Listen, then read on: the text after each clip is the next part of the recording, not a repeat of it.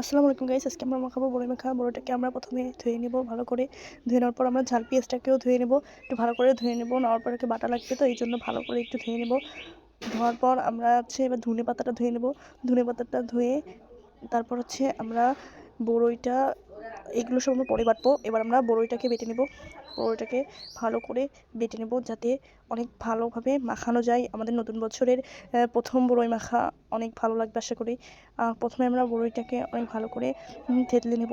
আমাদের চ্যানেলটাকে আপনারা সবাই প্লিজ একটু সাবস্ক্রাইব করে দেবেন এবং একটু লাইক করে দেবেন। বড়ইটাকে আমরা ধুয়ে দেবো। ধোয়ার পরে আমার পুরো বড়ইটা বাটা হয়ে যাবে এখনই।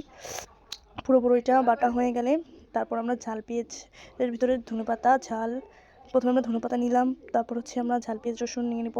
ঝাল পেঁয়াজ না, রসুনটাকে নিয়ে নেব। নেওয়ার পর ঝাল আর রসুনটাকে নেওয়ার পর আমরা এটাকে বাটবো। আমরা এতে আরেকটা জিনিস অ্যাড করবো, সেটা লাস্টে দেখা যাবে, একটু অপেক্ষা করুন। এবার আমরা এটাকে দিয়ে দেবো। দিয়ে দেওয়ার পর বেটে নেব। বেটে নিয়ে তারপর আমরা এটাকে বেটে নেওয়ার পর এমনভাবে বাটবো, একদম ফিনিশ করে বাটবো যাতে বড়ির সাথে মিশে যায়, বোঝা না যায় যে এটা কিছু বাটা দেওয়া আছে। এই দেখুন কত সুন্দর করে বাটা হচ্ছে। পুরোটা বাটা হয়ে গেলে আমরা দিয়ে দেবো বড়ির ভিতরে। দেওয়ার পর আমরা এটাকে বড়িটা যাতে অনেক ভালো করে মাখানো যায়, এই জন্য আমি এটা বেটে নিয়েছি। বড়িটাকে মাখানোর জন্য এবার আমরা ওটা দিয়ে দিয়েছি। এবার দিয়ে দেবো লেবু পাতা। এটাই ছিল আমাদের লাস্টে সেই অন্য জিনিসটি দিয়ে দেবো বড়ির পাতা।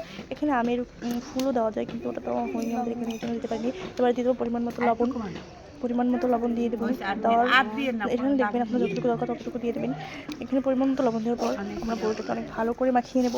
অনেকক্ষণ ধরে মাখিয়ে নেব। একটা লালানো ভাব চলে আসলে তারপর আমরা বড়িটাকে উঠে দিতে পারি। লালানো ভাব চলে এসেছে।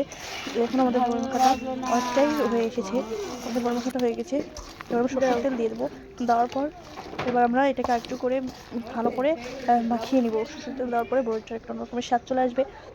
সরষের তেল দেওয়ার পরে তারপর আমরা ভালো করে মাখাতে থাকবো।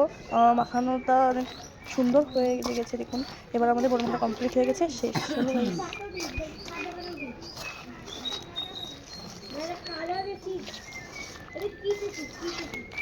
এরকম করবেন।